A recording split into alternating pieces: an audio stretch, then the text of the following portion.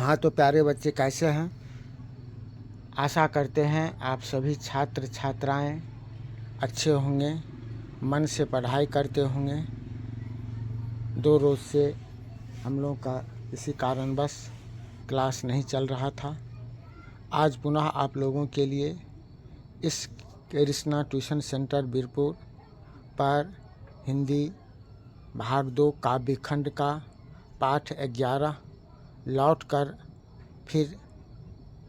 कर आऊँगा फिर कविता का VBI ऑब्जेक्टिव और सब्जेक्टिव क्वेश्चन लेकर के उपस्थित हैं, जो आप लोगों के बोर्ड परीक्षा 2026 के लिए बहुत ही महत्वपूर्ण है। तो आज हम लोग इसी चैप्टर का, इसी काव्य खंड का लौट कर आऊँगा फिर कविता का इम्पोर्टेंट ऑब्जेक्टिव क्वेश्चन देखेंगे।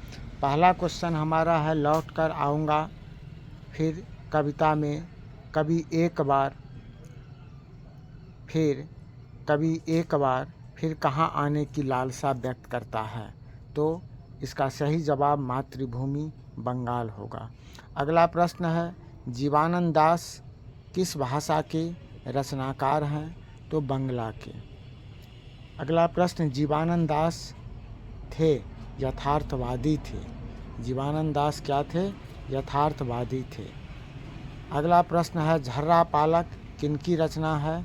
तो जीवानंद दास का। जीवानंद दास की रचना कौन है? झर्रा पालक, बीजाक्षर, छोड़ा हुआ रास्ता, नदी के द्वीप। तो सही जवाब हमारा होगा झर्रा पालक। अगला प्रश्न है हमारा जो जीवानंद दास के निर्धनोपरांत लगभग कितनी कहानियाँ प्रकाशित हुई? तो सही जवाब हो जाएगा 100। कितनी हुई? 100। सही जवाब क्या आएगा? 100। लौट कर आऊँगा फिर कविता को हिंदी में रूपांतरण कौन किए थे? तो सही अज्ञेय, प्रयाग शुक्ल, यतेंद्र मिश्र, इनमें से कोई नहीं। सही जवाब होगा हमारा प्रयाग शुक्ल। बी नंबर का हमारा सही जवाब होगा। लौट कर आऊँगा फिर कविता में किस फसल के खेत की चर्चा की गई है? गेहूं के, जौ के, धान के।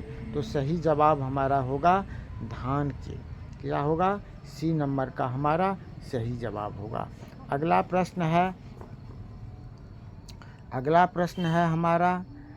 प्रश्न है कवि किसके पालने की बात करता है?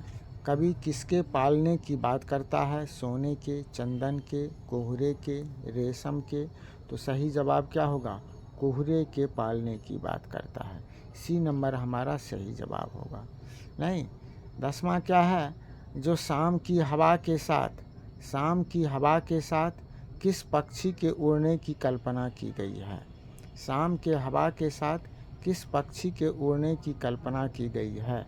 नहीं, शाम में तोता, बगुला, चिड़िया, उल्लू। तो सही क्या होगा? उल्लू की बात की गई है। डी नंबर का हमारा सही जवाब होगा। अगला प्रश्न है, उल्लू की बोली किस पेड़ पर सुनने की बात कवि ने कही है?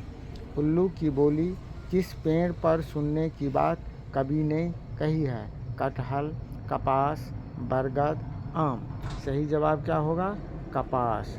बी नंबर का हमारा सही जवाब होगा। ठीक है। अगला प्रश्न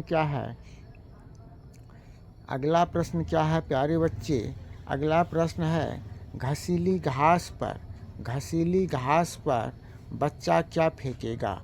घसीली घास पर बच्चा क्या फेंकेगा? तो हमारा सही जवाब आ जाएगा सरसों, चावल, चना और मूंगफली। तो हमारा सही जवाब होगा चावल। सही जवाब क्या होगा? चावल। घसीली घास पर बच्चा क्या फेंकेगा? चावल फेंकेगा।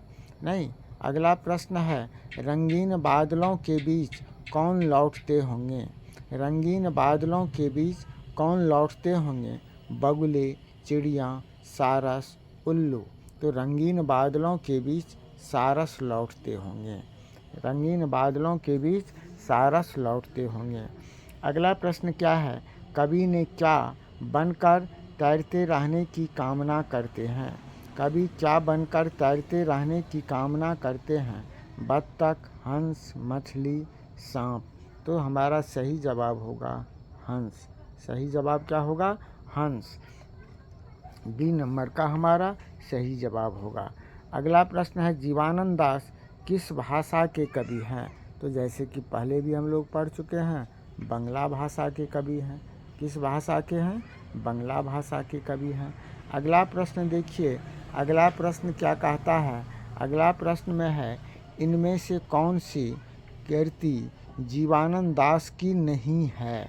इसमें कौन सी कृति जीवानंद दास की नहीं है? तो झर्रा पालक जीवानंद दास का है, धूसर पांडुलिपि, वनलता सेन, भूमिजा। तो ये भूमिजा जो है यह हमारा सही जवाब होगा, ये नहीं है। नहीं, भूमिजा जो है यह जीवानंद दास का नहीं है। अगला प्रश्न है, पाठ्यपुस्तक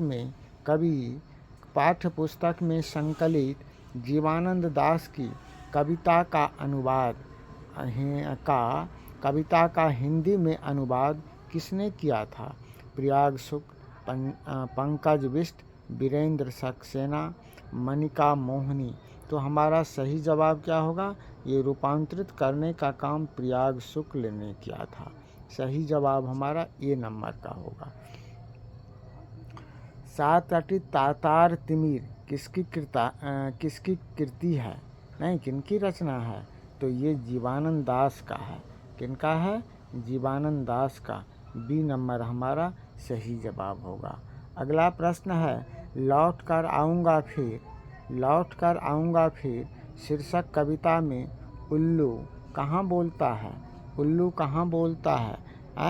उल्लू कहाँ बोलता है? आम के पेड़ पर, कपास के पेड़ पर, आम के पेड़ पर, कपास के पेड़ पर, कचनार के पेड़ पर, अमरूद के पेड़ पर। तो उल्लू क्या है? तो कपास के पेड़ पर। बी नंबर हमारा सही जवाब होगा।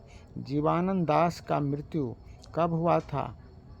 1899 ईस्वी में। कब हुआ था? जन्म है, जन्म कब हुआ था? जीवानंद दास का जन्म कब हुआ था? 1899 ईस्वी में। सी नंबर का हमारा सही जवाब होगा। लौट कर आऊँगा फिर कविता क्या है? राष्ट्रीय चेतना है। क्या है? राष्ट्रीय चेतना है। ये राष्ट्रीय चेतना है ना। राष्ट्रीय सत्ता की, राष्ट्रीय आवाम की, राष्ट्रीय, ये सब गलत होगा। ये राष्ट्रीय चेतना की। उसके बाद क्या कहते हैं? कभी मृत्योपरांत कभी आने की लालसा रखता है। कभी मृत्योपरांत कहाँ आने की लालसा रखता है? तो मातृभूमि बंगाल में, अपनी जन्मभूमि बंगाल में। ए नंबर का हमारा सही जवाब होगा, है ना। ए नंबर का हमारा सही जवाब होगा। अगला प्रश्न है जो कवि किसने जीवानंद दास की बहुप्रशंसित और प्रसिद्ध कविता का अनुवाद किया? किसने जीवानंद दास की, बस वही होगा जो ये बंगला कवि जो इसको हिंदी में किया, तो किसने किया था? तो प्रयाग शुक्ल ने किया था। बी नंबर का हमारा सही जवाब होगा, है ना। अगला प्रश्न है, जीवानंद दास को जाना जाता है बंगला के आधुनिक कवि के रूप में, हिंदी के साहित्यकार के रूप में, मराठी के हास्य कवि के रूप में, तो बंगला के आधुनिक कवि के रूप में। नहीं, ए नंबर का हमारा सही जवाब होगा। कवि किसके आमंत्रण पर आने की बात कहता है? कवि किसके आमंत्रण पर आने की बात कहता है? कवि नदियों और मैदानों की। सी नंबर का हमारा सही जवाब होगा। अगला प्रश्न है, कवि अगले जन्म में क्या क्या बनने की संभावना व्यक्त करता है? कवि अगले जन्म में क्या क्या बनने की संभावना व्यक्त करता है? कौवा, मोर, उल्लू, सारस। तो इसमें मोर तो है, इसलिए ये नहीं होगा। कौवा, हंस, उल्लू, सारस, कौवा, हंस, कोयर, मोर, कौवा, हंस, उल्लू, बाज। इसमें बाज है इसीलिए नहीं होगा, और उस तीनों में मोर है इसीलिए नहीं होगा। तो हमारा सही जवाब क्या होगा? हमारा सही जवाब बी नंबर का होगा। कभी किसके बीच अंधेरे में होने की बात करता है? कभी किसके बीच अंधेरे में होने की बात करता है? सारस, क्योंकि सारस दिन भर कहीं रहता है और शाम होते ही अपने वास स्थल पहुंच जाता है। तो सारस के बीच नहीं, कभी किनके बीच? तो अंधेरे में होने की बात करता है। जीवानंद दास की श्रेष्ठतम कविता क्या है? जीवानंद दास की झर्रा पालक, रूपसी बंगला, धूसर धूरी, बनलता सेन। किसका है? ये बनलता सेन है। अगला प्रश्न क्या है उसको हम लोग देखते हैं। जीवानंद दास बनलता सेन काव्य संकलन के लिए जीवानंद दास को कब श्रेष्ठ? जीवानंद दास को बनलता सेन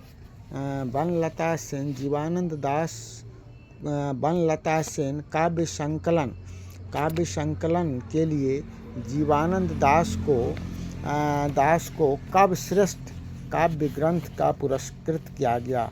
1950, 1952 में। देखिए, इसको 1952 में भी पुरस्कार मिला था, नहीं 1952 में भी मिला था। तो यहाँ पर क्या होगा? जो कब मिला था बनलता सेन पर, ये देखिए, है ना। तो ये जीवानंद दास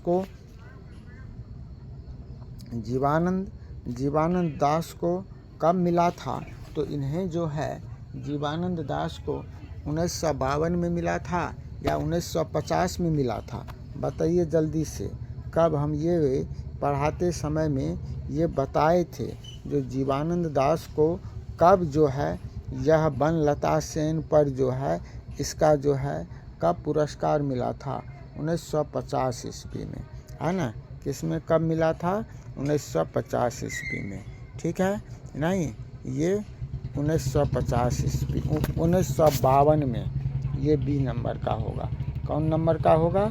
बी नंबर का जो है हमारा सही जवाब होगा। नहीं, क्या होगा? बी नंबर का हमारा सही जवाब होगा। बी नंबर का हमारा,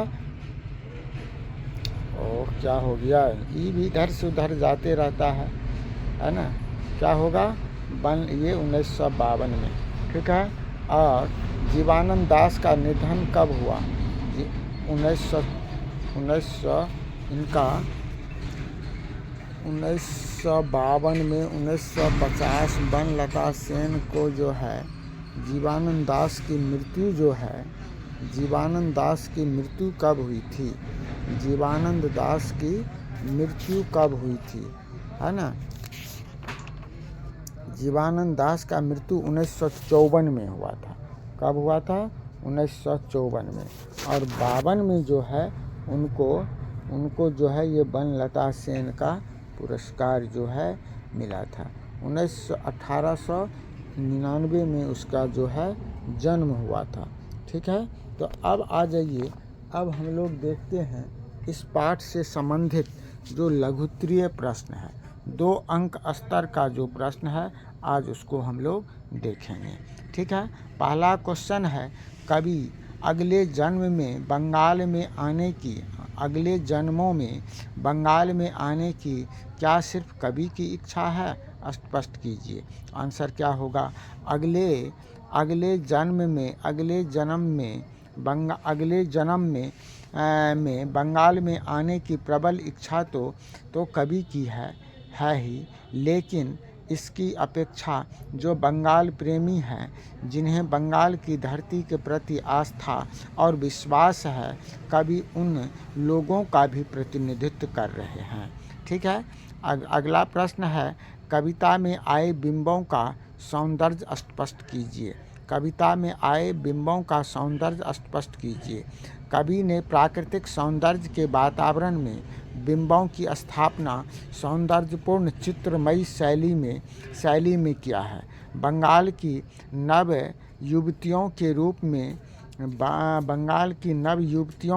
में पैरों में घुंघरू बांधने पर बिंब उपस्थित किया है। हवा का झोंका तथा वृक्षों की डाली को झूला के रूप में प्रदर्शित किया है। आकाश में हंसों का झुंड उन अनुपम सौंदर्य लक्षित करता है। नहीं, अगला प्रश्न है, जो कवि किनके बीच अंधेरे में होने की बात करता है? कवि किनके बीच अंधेरे में होने की बात करता है? आशय स्पष्ट कीजिए। प्रश्न है, संध्या काल में जब ब्रह्मांड में अंधेरा का वातावरण उपस्थित होने लगता है, उस समय सारस के झुंड अपने घोंसलों की ओर लौटते हैं तो उसकी सुंदरता मन को मोह लेती है। यह सुंदरतम दृश्य कवि को भाता है और इस मनोरम छवि को वह अपने जन्म में भी देखते रहने की बात करता है। अगला प्रश्न है, कविता की चित्रात्मकता। अगला प्रश्न है, कविता की चित्रात्मकता। नहीं, फिर कहाँ भाग गया? कविता की चित्रात्मकता पर प्रकाश डालिए। प्रस्तुत कविता की भाषा शैली में चित्रमयी हो गई है। प्रस्तुत कविता की भाषा शैली भी चित्रमयी हो गई है। प्राकृतिक वर्णन में कहीं कहीं अनायास ही चित्रात्मकता का प्रभाव भी है। खेतों में हरे भरे लहलहाते धान, कटहल की छाया, हवा के चलने से झूमती हुई वृक्षों की टहनियाँ, झूले के चित्र की रूपरेखा चित्रित है। आकाश में उड़ते हुए उल्लू और संध्याकालीन लौटते हुए सारस के झुंड के चित्र हमारे मन को आकर्षित कर लेते हैं। यही इस कविता की चित्रात्मकता है। अगला प्रश्न है जो बहुत ही इम्पोर्टेंट है, बार बार जो है पूछता है, कवि अगले जीवन में या जन्म में क्या क्या बनने की संभावना व्यक्त करता है और क्यों? कवि अपनी मातृभूमि प्रेम में विह्वल होकर चिड़िया, कौवा, हंस, उल्लू, सारस बनकर पुनः बंगाल की धरती पर अवतरित होना चाहते हैं। अर्थात इन सभी रूपों में ही कवि जो है, नहीं, चिड़िया, कौवा, हंस, नहीं, उल्लू, सारस, इन सबों में जन्म लेकर के अपना अगले जन्म की संभावना व्यक्त करते हैं। कवि किस तरह के बंगाल में एक दिन लौटकर आने की बात करता है? कवि कहते हैं कि बंगाल के घास के मैदान, कपास के पेड़, वनों में पक्षियों की चहचहाहट एवं सारस की शोभा अनुपम बंगाल की छवि निर्मित करते हैं। बंगाल की ऐसी या बंगाल की इस अनुपम, सुशोभित एवं रमणीय धरती पर नहीं कवि पुनर्जन्म लेकर बंगाल में आने की बात करते हैं या पुनर्जन्म लेने की बात कवि करते हैं। अगला प्रश्न है, जो लौट कर आऊँगा फिर, कविता के शीर्षक की सार्थकता स्पष्ट कीजिए। लौट कर आऊँगा फिर कविता के शीर्षक की सार्थकता स्पष्ट कीजिए। यहाँ उद्देश्य के आधार पर शीर्षक रखा गया है। इस कविता में उद्देश्य के आधार पर शीर्षक रखा गया है। कवि की इच्छा है कि मातृभूमि पर पुनर्जन्म हो। इससे कवि के हृदय में मातृभूमि के प्रति प्रेम दिखाई पड़ता है। शीर्षक कविता के चतुर्दिक घूमती है। शीर्षक कविता के चारों ओर घूमती है। शीर्षक को केंद्र में रखकर ही कविता की रचना हुई है। अतः इन तथ्यों के आधार पर शीर्षक पूर्णतः सार्थक होता है। तो प्यारे छात्र छात्राओं, इस तरह से आज हम लोग लौट कर आऊँगा फिर कविता के संपूर्ण और इम्पोर्टेंट, महत्वपूर्ण, सब्जेक्टिव और ऑब्जेक्टिव क्वेश्चन को देखे हैं। आप लोग आशा करते हैं कि इसे सभी कंप्लीट कर लेंगे ताकि आपकी सपना साकार हो, आपकी जो इच्छा है वह पूर्ण हो। इसी आशा और विश्वास के साथ आज की क्लास यहीं समाप्त होती है। फिर मिलते हैं नेक्स्ट क्लास में। तब तक के लिए आप सबों को बहुत बहुत धन्यवाद।